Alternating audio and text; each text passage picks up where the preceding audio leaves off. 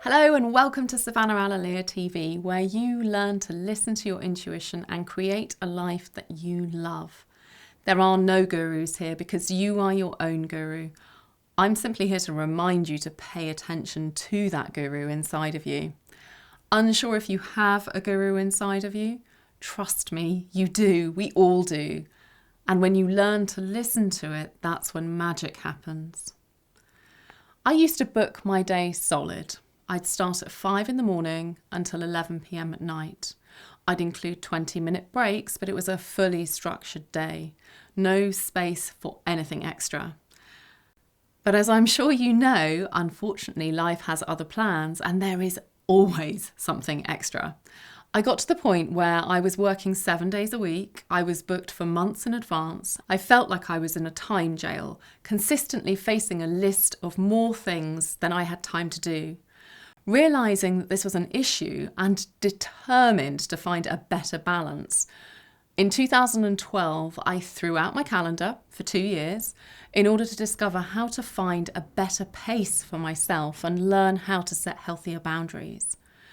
It started with looking at how I was planning and organising my time. What I learnt about planning and organisation is that they're like space in an art gallery. To really see and appreciate the pictures properly, you need that white space around them. And I learnt that we need that white space in our days. Without that white space, you can get bogged down and overwhelmed. And this overwhelm is perhaps something you can relate to. It's easy to undervalue yourself rather than instigate boundaries. You always need to leave some space to let life, the cosmos, and others collaborate in your day, because inevitably they always will. So how did I find my white space? Well, I changed my planning process. It was actually really simple, but it made a huge impact. I started to always leave 1/3 of my day empty for life. At the beginning, I fought against this, and I used to think that I had so many things to do and leaving 1/3 of my day empty was totally counterproductive. But eventually I saw sense, because creating that space makes you able to have your time for self-care, connection covered, as well as then beginning to look at being able to work. You allow some space to see how the cosmos wants to play with you, because it always will. That extra time is like oxygen, allowing you the ability to keep breathing and moving. Since setting aside 1/3 of my day, I feel paced, prepared, and ready for anything that happens. I'm able to give things and people, including myself, the time they deserve within healthy boundaries. I'm paced, I'm on my own terms, and I take advice from the cosmos on how to stay in harmony. So how does this work on a practical level?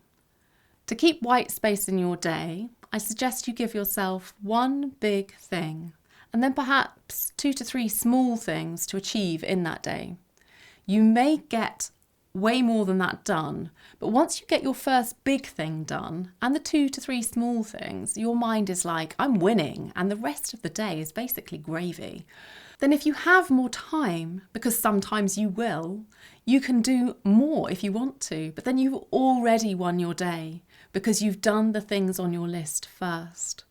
And accomplishing the things on your list on a regular basis will help you increase your confidence in your ability to do life. The one big thing with the 2 to 3 small things gives you the structure you need to move forward and the white space, allowing for the movement in your day and the magic of life. Then you're living in your pleasure principle. Remember, keeping that white space in your week is as important as in your day. Keep at least one what I call glacial day in a week, meaning a day to move slow and at a glacial pace. Now, another way I found to help keep this space in your day and manage overwhelm is by embracing teamwork. These days, so many people find it difficult to admit they need help. But by building a team around you and delegating tasks, you allow yourself to be able to stay in your zone of genius, which in turn allows you to be more productive and get your ducks in a row. This is something I know to be true because I've experienced it myself. I used to try and do all of the things myself, which led to me feeling basically burned out and generally blah.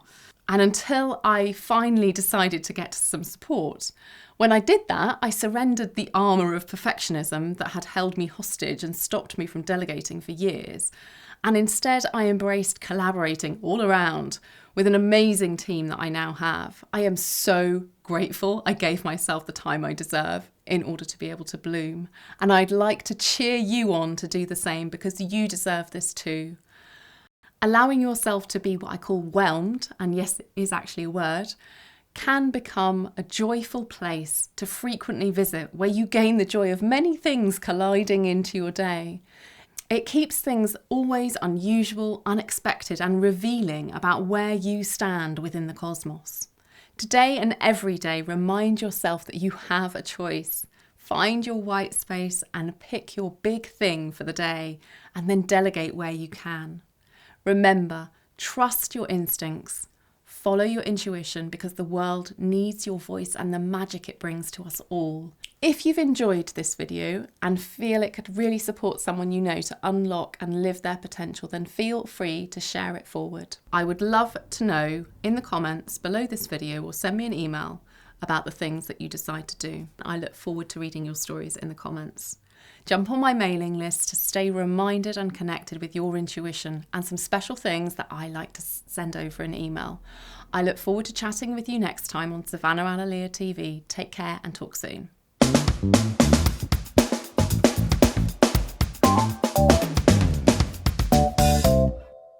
The one big thing with the 2 to 3 small things gives you... Excuse me. Let's maybe leave that one out.